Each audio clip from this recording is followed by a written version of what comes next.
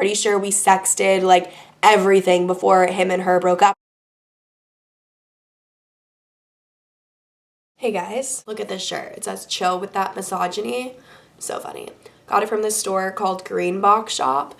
Recommend it for like cool graphic tees, but honestly, don't follow them on Instagram unless you are a 110% liberal ass motherfucker. Their Instagram will make you blow your brains out otherwise. I don't understand why people can't just be activists for things they care about, like girl empowerment or racial issues or gender equality or whatever the fuck it is that you get off on, whatever it is that you want to be an activist for. I don't get why people just can't be an activist for what's important to them without having to make it all so fucking political. Like, hello, I'm a whole channel centered around girl empowerment and female rights and whatever, and I literally never discuss politics. So I'm living, breathing proof that you can do it. If you follow them on Instagram, it's not just going to be promoting their products, it's going to be them talking about how much they hate Trump and Republicans and everything. It's so fucking stupid. Like, I don't see what that has to do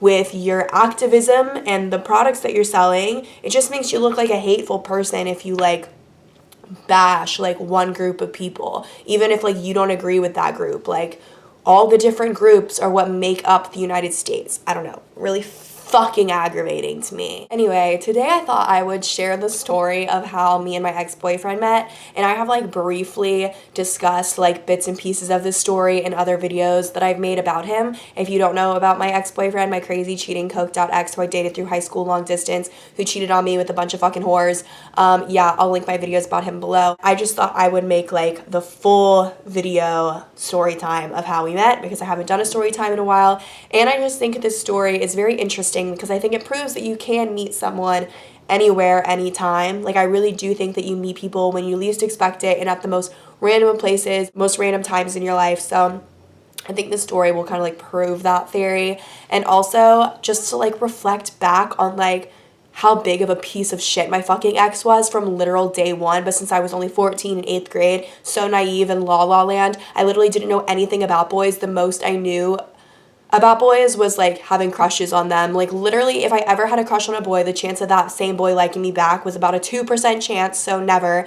And if they did, they only ever wanted to like text and sext and whatever. Like, it was a very immature, like little kitty texting days, okay? Like, I know 14 is like old for some people. Like, some people were definitely making out, doing stuff by then, but I was in private school my whole life, and then 8th grade, which was when I was 14 and I met my ex, I was homeschooled. So like, I was like a little strange. I don't know, to be in private school and homeschool your whole life, and then I finally went to public high school, like, it was such a culture shock basically. So as I've said in a million videos, I was not the girl that was like partying and drinking and like had a lot of friends and was super popular and was invited to all the parties. I wasn't having sex early. Like, I was the epitome of like a standard nerdy little girl. But I think that's why I'm so like relatable, because I don't know, like, are most people growing up nerds, or are most people growing up like the drinking party kids? Let me know. Were you cool when you were 14, or were you a nerd? Like, I really want to know. Anyway, let's get into this story. I was 14 in 8th grade. Since I was homeschooled this whole year, my parents took us on a lot of vacations. So one of the vacations we went on was to Miami, and for the last 2 days of the trip, we were going to go down to Fort Lauderdale, which is basically just like a suburb of Miami. Like, I feel like people live in Fort Lauderdale and party in Miami. You know, it's still an expensive, nice area of Florida. So we go to Fort Lauderdale, we arrive at like 8 p.m. and my mom wants to have dinner in the hotel room, like just wants to heat up some soup or something from the grocery store.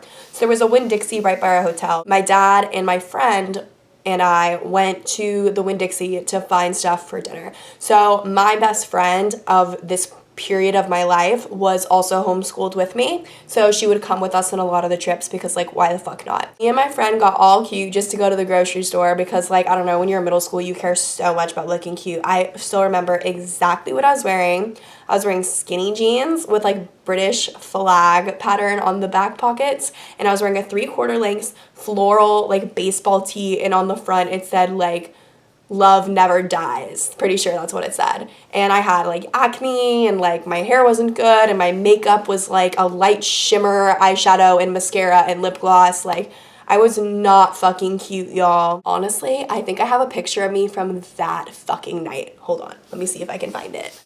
Okay. This is like so fucking embarrassing, but whatever.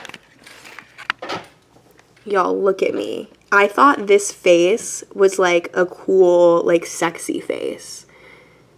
And like, look at this old school as fuck mirror selfie with the fucking digital camera.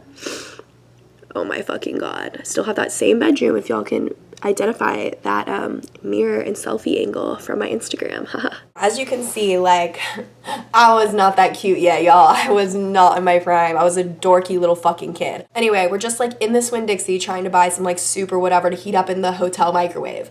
And we're fucking around and I noticed these two boys like walking around the grocery store. And like when we had gone on this vacation, me and my friend had like made a pact to like find boys, like talk to boys. Like we were at like the peak of like the boy crazy stage where you just like really want a boy to like you really want a boy to text. Oh my God. So I'm like, oh my God, like, look, that's like some guys. And my friend looks at them and she like thinks they're cute too. My friend was so shy. That girl I just showed you in the picture, that was my friend. And she was so unbelievably shy. Like she was just a shy person. And she was like, I'm not like talking to them. Like, I don't know what your plan here is, Brighton, but like, I'm not about it. And I was like, let's just kind of like, you know, like follow them around. Like basically just like make it really obvious that we're interested. I basically legitimately stalked them like around the entire fucking WINN-DIXIE. Like my friend totally bailed. She like found my dad in the grocery store and was like with my dad and stuff, and I was just like stalking these poor boys, and they were with their dad too, so it's not like they were alone. Just like stalking these boys, like every aisle they turned down, I turned down that aisle, and I was just like pretending to look at different things on the aisles, whatever. I remember at one point he was grabbing Pop-Tarts and I like went up to the Pop-Tart section to like be standing right next to them, and I like picked out a box of Pop-Tarts and put them in my cart basket thing, even though I hated Pop-Tarts. I don't eat Pop-Tarts. Like totally was just trying to do everything I could to like be as close to them, like even just be like, oh, excuse me, sorry, like, you know, whatever. It was like really obvious that I was interested. After like whatever 10 minutes of me fucking stalking them, I noticed that they like left the store. So I like ran and found my dad and found my friend, and I was like, can I have the car keys? And my dad was like, why? And I was just like, I just want to go sit in the car, I'm bored. And he was like, okay. And I definitely could tell that he thought something was up. So I got the car keys, and then me and my friend went out to the car. We're like gonna sit in the car, whatever. So when we were walking out to the car, we see the boys like getting into their car, and I don't remember what the fuck I screamed, but I screamed something at them just to get their attention, because I have always been like such a fucking ballsy bitch. Even when I was ugly and 14 and nerdy and weird, I literally was like boy crazy, like trying to do everything I could to like get boys to notice me. So like I did some weird like pterodactyl screech thing. I don't know what the fuck. I'm so fucking bizarre at them just to like get their attention. So at this point they definitely knew this girl is like following us, interested in us, gonna kill us. I don't fucking know, but they just knew like they were on my radar. So then me and my friend get inside our rental car, which was a big blue minivan, and we're sitting in the car. I'm sitting in the driver's seat and my friend's sitting in the passenger seat. And literally by some chance of God, our car and the boys' car was parked directly next to each other in the WINN-DIXIE parking lot. So we were just like sitting there trying to make it seem like we were minding our own business, when really like right there we could see them like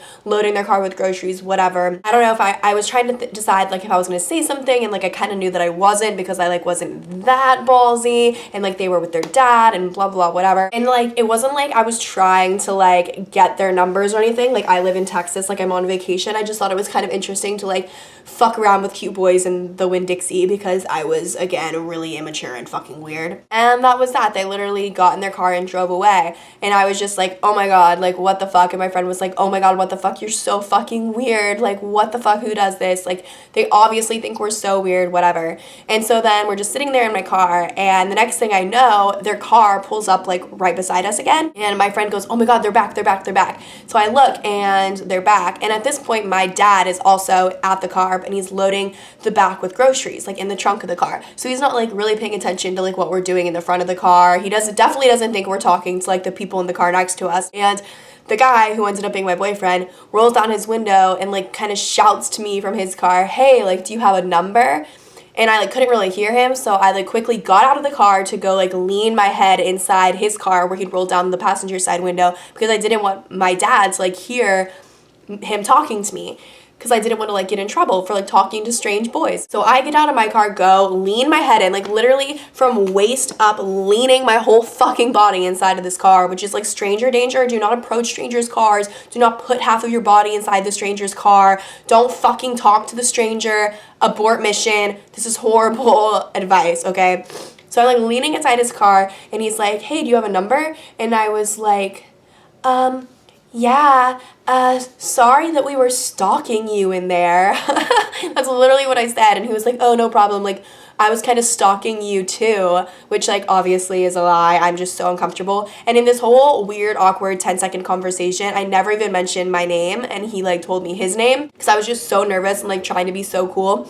And so like I give him my number, which isn't even my number. I wasn't allowed to have a phone until high school, so I gave him my mom's cell phone number, and I give him the number, which my mom's cell phone number is very weird. Like it's a lot of repeated numbers, but honestly sounds like a fake number. Not to mention the area code I gave him is an area code he's never heard of, because like he obviously doesn't know that I'm a girl on vacation. He just thinks I'm another girl that lives in Fort Lauderdale who's shopping with her dad at the grocery store. So he gets my number, and then out of nowhere my dad starts screaming like, get the fuck away from the car, get the fuck in our car right now, like losing his shit because all he sees is his 14-year-old daughter hanging inside this man's car, like doesn't know how old he is. He just knows it's someone old enough to drive. I was 2 years away from being able to legally drive, and I actually didn't even drive until I was 18. So my dad's like, what the fuck is my daughter doing hanging inside this fucking car? So my dad starts yelling. I get super fucking embarrassed. I'm like, I'm so sorry, I have to go. I get back in my car, they drive off, whatever. Now he has my phone number. My dad's so pissed, yelling at me, lecturing me. We get back to the hotel. He tells my mom that I was like talking to boys hanging in their car. My mom's so pissed at me, like, how can you be so stupid, blah blah blah. I always got in so much trouble when I was younger for things involving boys. It was always boy-related things, and it was all, like, harmless things. Like, I wasn't really in danger in this situation, but, like,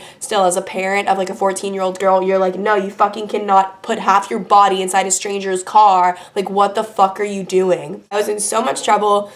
Not a big deal, whatever, life goes on, and I was charging my mom's phone in the bathroom for the hotel, and I went in like 30 minutes later, and I had already gotten a text from him, and he was like, hey, sorry, like I didn't mean to get you in trouble, like I just really wanted to say hi, like to get to know you. Like I'll always remember that. Literally first text he ever sent me, like I'll always remember that he sent me that. And I was just like so about it, like so happy that like a boy I thought was cute, like obviously thought I was cute too, which like y'all saw the pictures. I was not cute, so like I don't fucking know, but he was short. My ex was really short. He was like probably like a centimeter shorter than me, so like he's short, you know, he's got to deal with me not being that cute. It's fine. And that's legitimately how we met, and I obviously didn't think anything would come of it, but then we started texting like all day every day for the remainder of that trip, and I like wanted him to come meet up with me at our hotel's pool to like meet me and like hang out and stuff before I had to go back to Texas, because I like obviously told him like I'm just visiting, like blah blah blah. And obviously we never met up, but we clearly stayed in touch because we ended up dating eventually, and he was the guy I lost my virginity to, and everything is just so fucking whack. Like if someone had told me in that moment, like if God himself had come down from the sky and told me in that moment, like this is gonna be your first serious boyfriend, you're gonna lose your virginity to this guy's gonna be your first kiss, like I would not believe it. Like literally mind-blowing. Like what the fuck is the fucking chance of that? Like this random kid is gonna be like your first everything, like your first big love, like all this shit. Literally so crazy. Like I firmly believe that I was meant to meet him, like that was meant to happen. Like as shitty as he was as a person, and as shitty as the relationship got to be at certain points, like he still was my first everything, and like I wouldn't have had that, you know? I just think it's so weird. Like obviously everything happens for a reason, and I don't know the exact reason for that, but I do know if I hadn't met him and hadn't gone through all that with him, I would have gone into college without ever having a boyfriend, being a virgin, maybe never having even kissed someone. So I was really grateful that at least like I got experience under my belt, not only with like sex and all that stuff, but also with like dealing with shitty guys, because God only knew that I was about to be in for a rude awakening with shitty guys when I was shipped off to Florida fucking State. But what's very interesting about all this is my ex basically let me know that he was such a piece of shit from day one when I was only 14, like meeting him in WINN-DIXIE, and I was just so young and so naive that I didn't actually register in my brain that this makes you a piece of shit. So first of all, he had a girlfriend. So this guy who has a girlfriend is noticing girls that are interested in him, aka me at WINN-DIXIE, and then coming back to ask for their number, me.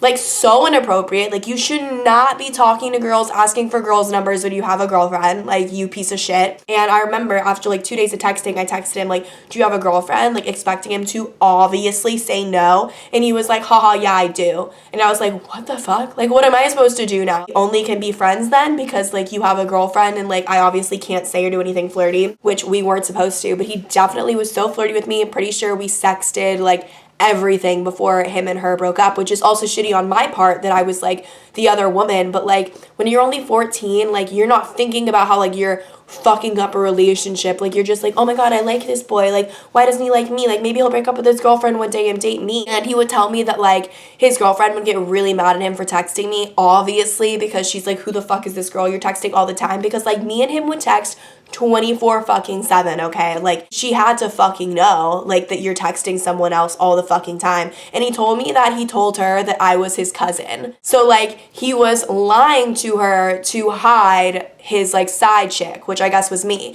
Which, did he get girls' numbers when he was dating me? Yeah.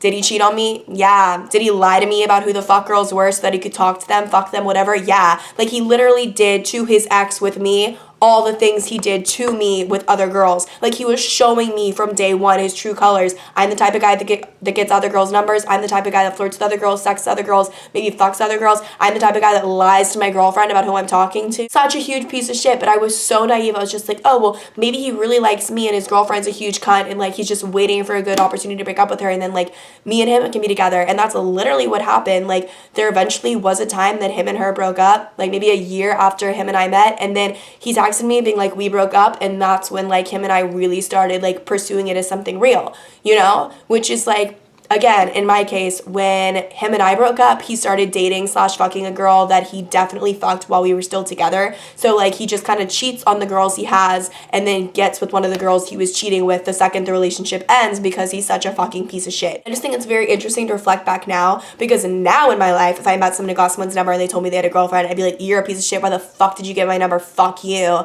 Like, it would never even escalate to the point that it did, but I didn't know anything back then. I genuinely didn't know, like, this is the sign of a cheater. This is what cheaters do. Like, I was fucking in 8th grade being homeschooled. I was so clueless to relationships and how the world even worked. But that's definitely a very bad sign. Like, if a guy gets your number when he has a girlfriend or is lying to his girlfriend about who you are and y'all are just friends or whatever, like, he's a shady piece of shit and he's gonna do all that lying bullshit to you if you're ever the girl in his life instead of his girlfriend. Don't put up with that shit. Don't think that's okay. Don't be okay being like the other woman or like the girl he texts or whatever. Like, guys like that are just bored all the time and they just want someone new to talk to and they want to feel like they're cool enough, hot enough, whatever, to get more girls' numbers and have more girls interested in them. And, like, I only know that my ex was short. He was pretty cute, yeah, but, like, not that great of a guy. He, like, kind of had, like, anger problems sometimes, like, not worth it. Like, if a guy like that can, like, have all these other girls lined up,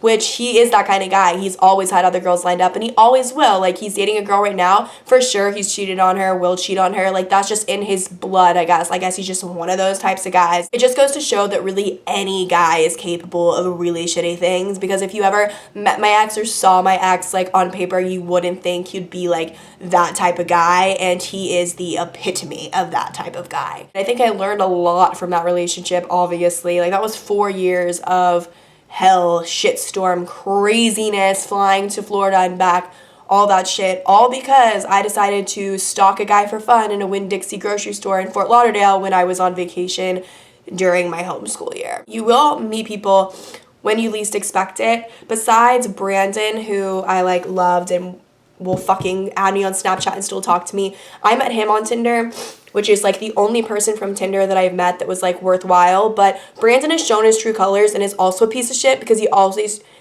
fucking tries to add me on Snapchat and talk to me when he has a fucking girlfriend. Like, that makes you a shady motherfucker. So Brandon's shown his true colors, so he's not even that great of a guy.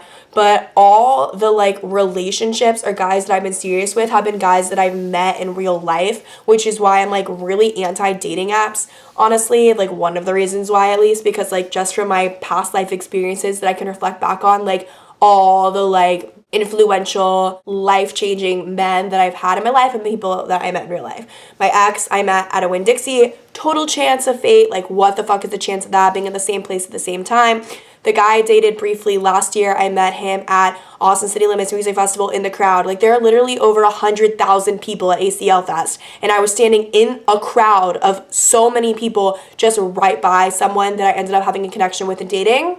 What's the chance of that? The guy that I'm currently interested in, even though granted we are just like friends with benefits, I guess, because like there isn't a label on it and we are not going to date like at least anytime soon. Like he's made that super clear because like he has a kid and all these other reasons. Like it's just not feasible right now. But I met him at this past year's ACL Fest, again, in a huge crowd of people. He was standing right behind me. Like, what the fuck is the chance of that? Ultimate fuckboy, that wasn't a good experience, but I learned a lot from it. I met him in line for a bar. Like, the majority of people that I've met who have influenced my life, whether it be positive or negatively when it comes to men, relationships, whatever, have been people that I have met in real life. So it's always when you least expect it. You can't go searching for it. It could be at a grocery store.